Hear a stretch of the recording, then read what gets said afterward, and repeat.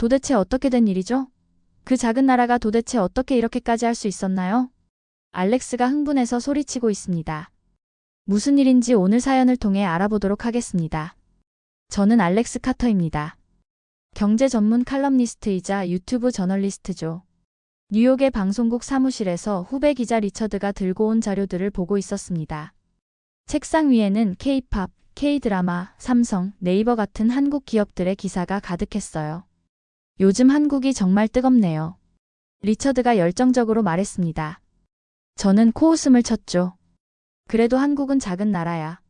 대체 왜 이렇게 주목받는 거지? 책상 위 자료들을 무심하게 넘기며 생각했습니다. 인구 5천만의 작은 나라가 왜 이렇게 화제일까요? 일본이나 중국의 그림자 속에 있는 나라 아닌가? 저는 미국과 유럽 경제를 주로 다뤄왔고 아시아에서도 일본과 중국을 중심으로 기사를 써왔습니다. 한국은 상대적으로 작은 시장이라 크게 관심을 두지 않았어요. 리처드, 과대평가된 거 아닐까? 결국 미국이나 중국 따라하는 나라 아니야? 그때 리처드가 책상에 두꺼운 보고서를 탁 내려놓았습니다. 이것 좀 보세요. 영국 최대 투자사에서 나온 리포트예요. 한국 시장을 주목하라래요. 제 눈썹이 올라갔죠. 브리티시 인베스트먼트? 그들이 한국을 주목하라고? 투자사들은 숫자에 민감하니 허투루 말하지 않습니다. 보고서를 펼쳐보니 의외의 수치들이 눈에 들어왔어요. 한국의 경제 성장률, 기술 혁신 지수, 글로벌 영향력 지표. 모두 예상보다 높았습니다. 재미있네. 제 입에서 무심코 나온 말이었어요. 저희 사무실에 상사 마이클이 들어왔습니다. 마이클은 제 어깨 너머로 자료를 힐끗 보더니 비웃었어요. 한국? 그래봤자 일본이나 중국을 따라가는 나라 아니야? 이런 소국가보다는 더 큰 경제에 집중하는 게 어때? 저도 고개를 끄덕였죠. 마이클 말이 맞았으니까요. 하지만 뭔가 찝찝했습니다. 이대로 넘어가도 될까? 리처드가 자리에서 일어나며 말했어요. 알렉스, 한번 가서 직접 보세요. 당신 생각이 바뀔 겁니다. 그 말에 도전받은 기분이 들었습니다. 맞아요. 저널리스트라면 직접 가서 확인해야죠. 한국에 관한 다큐멘터리를 찍어보기로 결심했습니다. 제 목표는 명확했어요. 아시아 경제를 분석해 세계 경제 흐름을 예측하는 다큐멘터리 시리즈의 일환으로 과연 한국이 정말 주목할 만한 나라인지 검증하는 것이었습니다. 비행기 티켓을 예약하며 생각했죠. 도대체 한국이 그렇게 대단한가? 직접 확인해보자. 앞으로의 취재가 내 생각을 바꿀지 아니면 내 생각을 확신시켜줄지 그때는 알 수 없었습니다. 다만 확실한 건 이 취재가 평소와는 다를 거라는 직감이 들었다는 점이었죠. 인천국제공항에 도착했습니다. 비행기에서 내리자마자 눈에 들어온 건 놀라울 정도로 현대적인 시설이었어요. 천장이 높고 공간이 넓었죠. 깔끔한 디자인에 무척 인상적이었습니다. 자동 출입국 심사대로 향했어요. 얼굴 인식 시스템이 순식간에 저를 인식했고 몇 초 만에 심사가 끝났습니다. 미국 공항에서 줄 서서 심사받던 것과는 완전히 달랐죠. 우연일 수도 있어. 공항만 깨끗한 걸 수도 있지. 저는 스스로에게 중얼거렸습니다. 선입견을 버리지 못하고 있었던 거죠. 공항 와이파이에 연결했더니 다운로드 속도가 경악스러울 정도로 빨랐어요. 미국에서는 상상도 못할 속도였습니다. 호텔로 가는 공항철도에 탑승했습니다. 기차는 조용했고 의자는 편안했으며 모든 게 깔끔했죠. 창밖으로 보이는 풍경이 점점 도심으로 바뀌었어요. 고층 빌딩들이 줄지어 서 있었고 도로는 질서정연했으며 모든 것이 체계적으로 보였습니다. 생각보다 발전했네. 제 안의 의구심이 조금씩 흔들리기 시작했어요. 서울역에 도착하자 더 놀라운 광경이 펼쳐졌습니다. 사람들은 모두 스마트폰을 들여다보며 빠르게 걸었고 디지털 광고판이 곳곳에 있었죠. 현금을 쓰는 사람이 거의 없었어요. 대부분 스마트폰이나 카드로 결제했습니다. 호텔에 도착해 체크인할 때였어요. 젊은 호텔리어가 유창한 영어로 말했습니다. 처음 한국 오셨죠? 생각보다 놀라셨을 것 같은데요. 저는 당황했어요. 제 표정에서 그게 다 드러났나 봅니다. 아니에요. 그렇진 않아요. 말은 그렇게 했지만 속으로는 인정할 수밖에 없었죠. 호텔 방에 들어가 창문을 열자 서울의 야경이 펼쳐졌습니다. 수많은 빌딩들이 빛나고 있었고 한강은 도시를 가로지르며 흐르고 있었어요. 아름다웠습니다. 노트북을 열고 첫날 경험을 정리했어요. 기대했던 것보다 훨씬 현대적이고 기술적으로 발전한 모습이었습니다. 하지만 아직 의구심이 완전히 사라진 건 아니었죠. 이건 그저 겉모습일 수도 있어. 실제 한국 기업의 내부는 어떨까? 다음날 일정을 확인했습니다. 삼성전자와 네이버 본사 방문이 예정되어 있었어요. 한국 기업의 심장부를 직접 볼 기회였죠. 과연 그들은 외양만큼 실속도 있을까요? 자리에 누워 생각했습니다. 첫인상은 좋았어요. 하지만 진짜 모습은 내일 볼 수 있을 거라 생각했죠. 수면 모드로 들어가는 저의 의식 속에서도 의문은 맴돌았습니다. 한국은 정말 혁신 국가일까? 아침 일찍 일어나 삼성전자 본사로 향했습니다. 화창한 날씨에 기분이 좋았어요. 삼성전자 본사는 웅장했습니다. 거대한 유리 건물이 햇빛을 반사하며 빛나고 있었죠. 로비에 들어서자 여러 언어로 방문객을 맞이하는 직원들이 있었어요. 알렉스 카터 씨를 위해 특별 투어를 준비했습니다. 가이드가 환하게 웃으며 말했어요. 저는 의아했습니다. 특별 투어라니? 그냥 일반적인 회사 소개를 기대했는데 말이죠. 삼성전자의 연구개발센터부터 시작했습니다. 연구원들은 자신들의 최신 기술을 열정적으로 설명했어요. 접히는 디스플레이, 인공지능 가전제품, 반도체 기술까지. 그들의 얼굴에서 자부심이 느껴졌습니다. 우리는 단순히 제품을 만드는 제조업체가 아닙니다. 미래를 설계하는 회사죠. 한 연구원의 말이 마음에 와닿았어요. 저는 평소에 삼성을 단순한 모방 기업이라고 생각했거든요. 하지만 지금 보는 것은 분명 혁신이었습니다. 질문했죠. 왜 한국 기업들은 이렇게 빠르게 성장할 수 있었나요? 연구원 박민준이 답했습니다. 위기를 기회로 바꾸는 능력 때문이에요. 1997년 외환위기, 2008년 금융위기. 이런 위기마다 우리는 더 강해졌습니다. 흥미로웠어요. 위기를 기회로? 서구 기업들도 비슷한 말을 하지만 실제로 실행하는 경우는 드물죠. 또 하나 중요한 점이 있어요. 한국인의 빨리빨리 문화입니다. 의사결정이 매우 빠르죠. 그 말에 고개를 끄덕였습니다. 런던이나 뉴욕의 기업들에서는 한 가지 결정을 내리는데 수많은 회의와 절차가 필요했어요. 비효율적이죠. 오후에는 네이버 본사로 이동했습니다. 건물부터 신선했어요. 일반적인 사무실 건물이 아니라 도서관 같은 느낌이었죠. 직원들은 자유롭게 이동하며 일했고 곳곳에 토론 공간이 있었습니다. 네이버의 AI 연구소장 김태현 박사와 인터뷰했어요.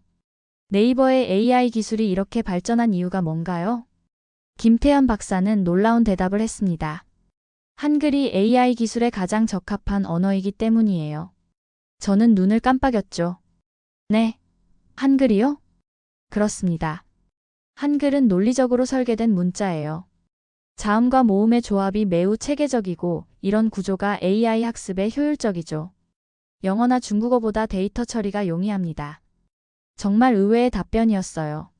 언어가 기술 발전에 영향을 준다니. 생각해 본 적 없는 관점이었습니다. 그때 한 직원이 다가와 조용히 말했어요. 알렉스 씨, 한국이 이렇게 강한 이유를 알고 싶다면 역사부터 보세요. 역사? 의아했지만 그 말이 계속 마음에 남았습니다. 두 기업 방문을 마치고 호텔로 돌아오는 길에 생각했죠.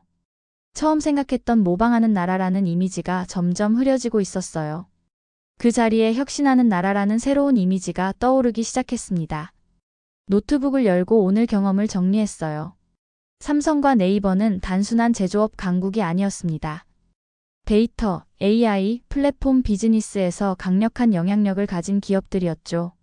특히 AI 관련 인터뷰에서 들은 한글은 AI 기술에 가장 적합한 언어라는 말이 계속 머릿속을 맴돌았어요. 역사부터 보라는 말. 내일은 국립중앙박물관에 가봐야겠군. 잠들기 전 창밖으로 보이는 서울 야경을 바라보며 생각했습니다. 한국은 분명 제가 예상했던 것보다 훨씬 깊고 복잡한 나라였어요. 그리고 그들은 이것을 현대적인 경영 방식에 접목시켰습니다. 서구 기업들이 과거의 방식을 버리고 새로운 것을 추구한다면 한국 기업들은 전통적인 지혜를 현대에 맞게 재해석했던 것이죠. 노트북을 열고 오늘의 경험을 정리했어요. 한국 기업의 빠른 의사결정은 단순한 속도가 아니라 다양성과 책임감이 결합된 체계적인 시스템이다. 이제 한국이 왜 빠르게 혁신할 수 있는지 조금씩 이해가 되기 시작했습니다. 하지만 여전히 궁금했어요. 그들은 어떻게 미래 기술, 특히 AI 같은 첨단 기술에서도 앞서 나갈 수 있는 걸까요? 내일은 한국의 AI 연구소를 방문하기로 했습니다. 저는 이제 겨우 그 표면을 긁기 시작했을 뿐이었죠. 다음 날 아침 국립중앙박물관으로 향했습니다. 한국의 역사를 제대로 이해하려면 가장 좋은 장소라고 생각했죠. 박물관은 넓고 현대적이었어요. 수많은 유물과 전시물이 한국의 오랜 역사를 보여주고 있었습니다. 도움이 필요하신가요? 친절한 목소리에 돌아보니 박물관 연구자 이지연이 서 있었어요. 저는 기자 신분을 밝히고 한국의 혁신 역사에 대해 알고 싶다고 했습니다. 그렇다면 세종대왕부터 시작해야겠네요. 이지연은 미소 지으며 세종대왕 전시관으로 저를 안내했어요. 세종대왕의 초상화 앞에 서자 그녀가 설명을 시작했습니다. 세종대왕은 15세기 조선의 왕이었어요. 그가 가장 유명한 업적은 한글 창제입니다. 저는 호기심이 생겼죠. 한글이 왜 그렇게 중요한가요? 한글은 단순한 문자가 아니에요. 민주적이며 혁신적인 사고방식의 상징이죠. 당시 한자는 양반들만 배울 수 있었어요. 세종대왕은 모든 백성이 쉽게 배우고 읽을 수 있는 문자를 만들고자 했습니다. 이지연의 설명을 들으며 깨달았어요. 세종대왕은 단순한 왕이 아니라 혁신가였던 거죠. 그는 지식의 민주화를 추구했습니다. 오늘날로 치면 정보 격차를 해소하려 했던 셈이에요. 재미있는 이야기 하나 들려드릴게요. 이지연이 말했습니다. 2차 세계대전 당시 일본군은 한글 암호를 해독하는데 어려움을 겪었어요. 왜일까요? 저는 흥미를 느끼며 물었어요. 왜죠? 일본어와 비슷한 점도 많잖아요? 이지연은 미소 지으며 대답했습니다. 한글은 체계적으로 설계된 문자예요. 기존 암호 체계와 달리 모아쓰기 방식을 사용하기 때문에 일반적인 암호 해독 방식으로 풀기가 어려웠죠. 그래서 일본군이 혼란스러워했습니다.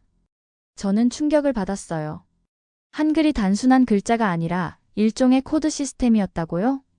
이지연은 고개를 끄덕이며 말했습니다. 맞아요. 그리고 지금도 AI 기술에서 한글이 유리한 이유가 바로 그 논리적 구조 덕분이죠. 문득 네이버에서 들은 이야기가 떠올랐습니다. 한글은 AI 기술에 가장 적합한 언어라는 말이 이제야 이해됐어요. 이지연이 다음 섹션으로 저를 안내했습니다. 한글 창제 과정을 보여주는 전시물이었어요. 세종대왕과 집현전 학자들이 어떻게 연구하고 실험했는지 자세히 설명되어 있었습니다. 세종대왕은 과학적 방법론을 사용했어요. 수많은 실험과 검증을 거쳐 한글을 완성했죠. 모음은 하늘, 땅, 사람을 형상화했고 자음은 발음 기관의 모양을 본떴습니다. 과학적 방법론이라 500년 전에 이미 현대적인 연구 방식을 사용했다니 놀라웠어요. 오후에는 AI 연구센터를 방문했습니다. 한글과 AI의 관계에 대해 더 알고 싶었거든요. AI 연구원 장민호 박사를 만났어요. 한글은 문자가 아니라 데이터 기술의 혁신적인 코드입니다. 장민호 박사가 설명했죠. 음소 단위로 분해와 결합이 자유롭고 규칙성이 뛰어나요. 이런 특성이 머신러닝에 매우 적합합니다. 장민호 박사는 컴퓨터 화면에 한글과 영어, 중국어를 비교하는 도표를 보여줬어요. 한글이 데이터 처리 속도와 정확성 면에서 우위에 있었죠. 알렉스 씨, AI 시대에는 결국 효율적인 정보 처리가 중요합니다. 한글은 그런 면에서 500년 전에 이미 완성된 시스템이었어요. 박물관을 나오며 이지연과 작별 인사를 나눴습니다. 그녀는 손을 내밀며 말했어요. 세종대왕이 오늘날 CEO였다면 실리콘밸리에서도 가장 앞선 리더였을 겁니다. 그 말에 저는 웃었지만 곧 진지해졌어요. 문득 삼성과 네이버에서 본 리더십이 세종대왕과 닮았다는 생각이 들었거든요. 혁신적이고 실용적이며 대중을 위한 기술을 추구한다는 점에서 말이죠. 호텔로 돌아오는 길에 생각했습니다. 한글 창제는 단순한 역사적 사건이 아니었어요. 한국 혁신의 DNA를 보여주는 사례였죠. 저는 이제 조금씩 한국을 이해하기 시작했습니다. 그리고 그 이해는 제가 처음 생각했던 것과는 완전히 달랐어요. 노트북을 열고 오늘의 발견을 기록했습니다. 한국의 혁신은 최근에 갑자기 생긴 게 아니다. 수백 년 전부터 이어져 온 사고방식에서 비롯된 것이다. 다음 날 대기업 임원 출신으로 현재는 경영 컨설턴트로 활동하는 박정우를 만났습니다. 그는 한국 기업의 의사결정 시스템에 대해 설명해 줄 수 있다고 했어요. 우리는 강남의 한 카페에서 만났습니다. 내부는 모던하고 세련됐죠. 창밖으로는 바쁘게 움직이는 사람들이 보였어요. 한국 기업이 빠르게 성장한 비결이 뭐라고 생각하세요? 제가 물었습니다.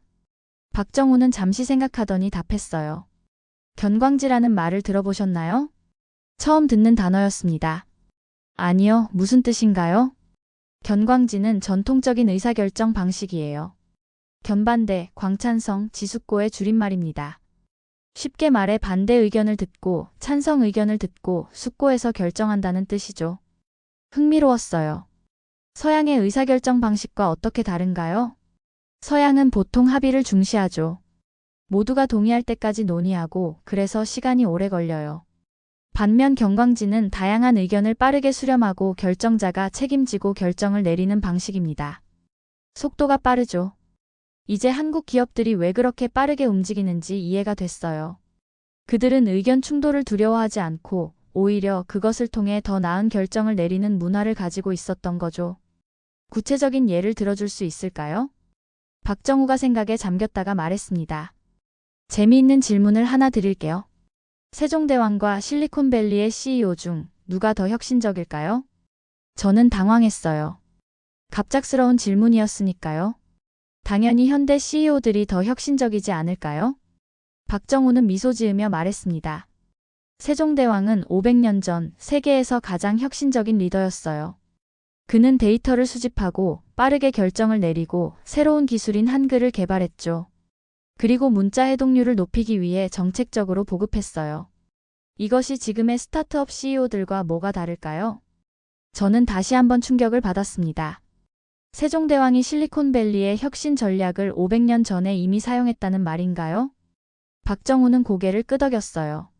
한국의 기업 문화는 이런 역사적 사고방식에서 비롯된 겁니다. 오후에는 한 대기업의 회의에 참관할 기회가 있었습니다. 넓은 회의실에는 다양한 직급의 직원들이 모여 있었어요. CEO가 들어오자 모두 자리에서 일어났습니다. 하지만 회의가 시작되자 분위기가 달라졌어요. 놀랍게도 모든 직원들이 CEO에게 거리낌 없이 의견을 말했습니다. 때로는 날카로운 비판도 있었죠. CEO는 그들의 의견을 경청했어요. 그리고 30분 만에 중요한 결정을 내렸습니다. 이런 속도는 영국이나 미국에서는 상상할 수 없는 일이었어요. 회의가 끝난 후 CEO에게 물었습니다.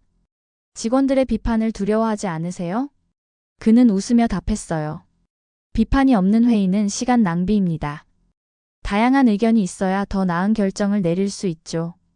견광진이라는 전통적 방식이 우리 회사의 DNA예요. 저녁에 호텔로 돌아와 생각해봤습니다.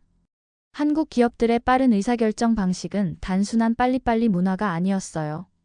수백 년 전부터 이어져 온 체계적인 시스템이었죠. 그리고 아침 일찍 서울 강남에 위치한 AI 연구소로 향했습니다. 건물은 외관부터 미래지향적이었어요. 유리와 금속이 조화를 이루고 있었죠. 로비에 들어서자 로봇이 저를 맞이했습니다. 알렉스 카터 씨 환영합니다. 윤소연 박사가 곧 내려오실 겁니다. 로봇의 한국어 발음이 놀라울 정도로 자연스러웠어요. 몇 분 후 윤소연 박사가 나타났습니다. 그녀는 세계적으로 유명한 AI 연구자로 여러 논문에서 그녀의 이름을 본 적이 있었죠. 알렉스 씨, 우리 연구소에 방문해 주셔서 감사합니다. 몇 가지 흥미로운 것을 보여드리고 싶어요. 윤소연 박사를 따라 연구실로 들어갔습니다. 여러 과학자들이 모니터 앞에서 열심히 작업하고 있었어요. 그들의 집중된 표정이 인상적이었습니다. 우리는 자연어 처리, 특히 한글 기반 AI 시스템을 개발하고 있어요. 윤소연 박사가 설명했습니다. 저는 그동안 들었던 이야기가 떠올라 질문했어요. 한글이 정말 AI에 더 적합한 언어인가요? 그녀는 환하게 웃으며 대답했죠. 맞아요. 한글은 음운 구조상 AI가 처리하기에 가장 효율적인 언어 중 하나예요. 왜 그런지 보여드릴게요. 대형 스크린에 다양한 언어의 텍스트가 나타났습니다. 영어, 중국어, 일본어, 그리고 한글이었어요. 윤 박사는 각 언어로 된 동일한 문장을 AI가 분석하는 과정을 보여줬습니다. 보세요. 한글은 분석 시간이 25% 더 짧아요. 정확도도 높죠. 저는 의아했습니다. 우리가 영어나 중국어보다도 AI에 더 적합하다고요? 윤소연 박사는 고개를 끄덕였어요. 한글은 처음부터 체계적이고 논리적으로 설계된 문자입니다. 단순하지만 강력하죠. 모음과 자음의 결합 규칙이 명확하고 발음과 표기가 거의 일치해요. 이런 특성이 AI 학습에 이상적입니다. 저는 점점 더 흥미를 느꼈어요. 다른 연구원 김준호가 다가와 질문했습니다. 한국에서 가장 먼저 데이터 분석 기술이 도입된 산업이 뭔지 아세요? 저는 IT나 게임을 예상하며 대답했어요. 삼성 같은 IT 기업 아닌가요? 김준호는 고개를 저었습니다. 아니요, 김치냉장고입니다. 어리둥절했어요. 김치냉장고가 데이터 기술과 무슨 관계가 있죠? 김준호는 설명을 이어갔습니다. 김치냉장고는 단순한 냉장고가 아니에요. 온도, 습도, 숙성 상태를 실시간으로 분석해 최적의 환경을 만들어주죠. 이것이 한국 기업들이 데이터 중심 사고를 일찍부터 익힌 계기가 되었습니다. 저는 감탄했어요. 그러니까 AI 기술이 단순히 IT 기업에서 나온 게 아니라 한국의 생활 방식에서도 영향을 받았다는 거군요. 김준호는 고개를 끄덕였습니다. 맞아요. 데이터 기반 사고는 한국인의 사고방식에 깊이 뿌리내리고 있죠. 다음으로 윤소연 박사는 저를 데모룸으로 안내했어요. 그곳에서는 한국어 자연어 처리 기술을 활용한 여러 시스템을 시연했습니다. 실시간 번역, 감정 분석, 문맥 이해 능력이 놀라웠어요. 이건 우리가 개발 중인 새로운 AI 시스템이에요. 한글의 구조적 특성을 활용해 인간의 감정까지 더 정확하게 이해하죠. 윤소연 박사가 자랑스럽게 설명했습니다. 시스템은 텍스트에서 미묘한 감정 변화까지 감지할 수 있었어요. 분노, 기쁨, 슬픔뿐만 아니라 아이러니, 반어법까지 이해했습니다. 영어 기반 시스템보다 정확도가 15% 높아요. 한글의 특성 덕분이죠. 그녀의 말에 문득 뉴욕에서 했던 생각이 떠올랐어요. 한국은 작은 나라다. 대체 왜 이렇게 주목받는 거야? 이제 그 답을 알 것 같았습니다. 크기가 아니라 혁신의 깊이가 중요했던 거죠. 한국은 단순히 기술을 따라하는 나라가 아니었어요. 그들은 자신들만의 방식으로 기술을 재해석하고 발전시켰습니다. 그리고 그 바탕에는 한글이라는 독특한 무기가 있었던 거죠. 연구소를 나오기 전 윤소연 박사에게 물었어요. 한국의 AI가 앞으로 어디까지 발전할 수 있을까요? 그녀는 잠시 생각하더니 답했습니다. 우리는 AI를 단순한 도구가 아닌 인간과 함께 발전하는 파트너로 봐요. 한글이 500년 전 지식 민주화를 위해 만들어졌듯이 우리의 AI도 모든 사람에게 혜택을 주는 방향으로 발전할 겁니다. 그 말이 깊이 와닿았어요. 기술의 목적은 결국 인간의 삶을 풍요롭게 하는 것이니까요. 한국의 AI는 단순한 효율성을 넘어 인간 중심의 가치를 추구하고 있었습니다. 호텔로 돌아오는 길에 생각했어요. 한국의 기술력은 단순한 모방이 아니었습니다.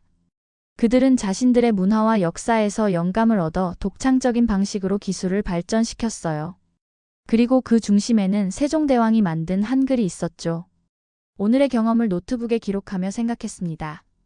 한글은 단순한 문자가 아니라 미래 기술의 열쇠였다. 한국에서의 마지막 날이 밝았습니다. 아침 일찍 일어나 호텔 창문을 열었어요. 서울의 아침은 분주했습니다.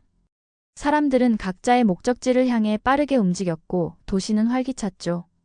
한국에 온 지 일주일이 지났지만 마치 몇 달을 보낸 것 같았어요. 많은 것을 보고 배웠습니다. 처음에 가졌던 의구심은 이제 완전히 사라졌죠. 호텔 레스토랑에서 아침을 먹으며 그동안의 경험을 정리했어요. 삼성과 네이버에서 본 기업 문화, 세종대왕과 한글에 대해 배운 것, 견광지 시스템, 그리고 AI 연구소에서 발견한 한국의 기술력까지. 모든 것이 점점 하나로 연결되기 시작했습니다. 커피 한 잔 더 드릴까요? 옆에서 웨이터가 물었어요. 고개를 끄덕이며 감사 인사를 했습니다. 커피를 마시며 생각했죠. 한국의 혁신은 어디에서 왔을까요? 단순히 서구를 모방한 것인가? 아니면 그들만의 독창적인 무언가가 있는 것일까? 오전에는 남산 서울타워에 올랐습니다. 서울 전체를 한눈에 볼 수 있는 곳이었어요. 도시는 끝없이 펼쳐져 있었고 한강은 그 사이로 유유히 흐르고 있었습니다. 현대적인 고층 빌딩들 사이로 고궁과 전통 건물들이 보였어요. 과거와 현재가 공존하는 모습이 인상적이었습니다. 혁신은 결국 전통에서 오는 것인가? 저는 중얼거렸어요. 한국은 전통을 버리지 않았습니다. 오히려 그것을 현대적으로 재해석했죠. 세종대왕의 혁신 정신은 오늘날 삼성과 네이버 같은 기업의 DNA가 되었고 한글의 체계적인 구조는 AI 기술의 발전에 기여했어요. 오후에는 강남역 주변을 걸었습니다. 젊은이들로 가득한 거리였어요. 그들은 각자의 스마트폰에 몰두해 있었지만 동시에 활기차게 대화를 나눴습니다. 카페에 들어가 자리에 앉았어요. 주변에는 스타트업 창업자들로 보이는 사람들이 열정적으로 토론하고 있었습니다. 한 청년이 말했어요. 우리는 글로벌 시장을 목표로 해야 해요. 국내 시장만으로는 충분하지 않아. 그의 친구가 대답했습니다. 맞아, 처음부터 세계를 바라봐야 해. 그들의 대화를 들으며 생각했어요. 한국의 젊은이들은 처음부터 글로벌 시장을 목표로 합니다. 작은 국내 시장에 안주하지 않죠. 이것이 한국이 세계 시장에서 두각을 나타내는 이유 중 하나일 것입니다. 해가 지기 시작할 무렵 한강공원으로 향했어요. 강변에 앉아 석양을 바라보며 생각에 잠겼습니다. 진정한 혁신은 어디에서 오는 걸까? 한국은 저에게 그 답을 조금씩 보여주고 있었어요. 혁신은 단순히 새로운 것을 추구하는 것이 아니었습니다. 전통의 가치를 이해하고 그것을 현대에 맞게 재해석하는 것이었죠. 한국은 세종대왕의 시대부터 지금까지 그 정신을 이어오고 있었어요. 저녁에는 호텔로 돌아와 짐을 쌌습니다. 내일 아침 일찍 런던으로 돌아가야 했어요. 노트북을 열고 한국에서의 마지막 생각을 기록했습니다.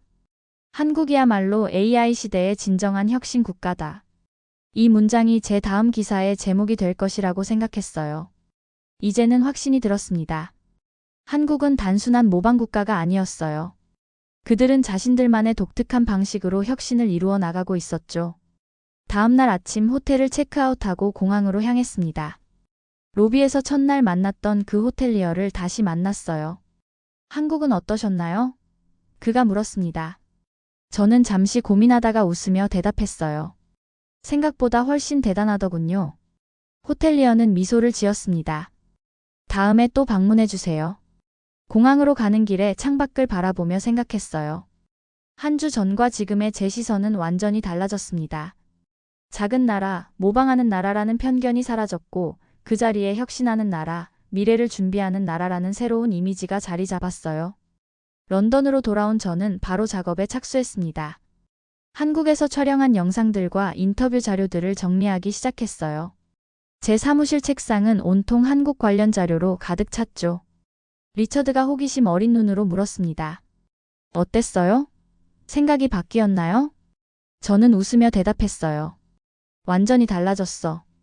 한국은 우리가 생각했던 것보다 훨씬 더 혁신적인 나라야. 그럴 줄 알았어요.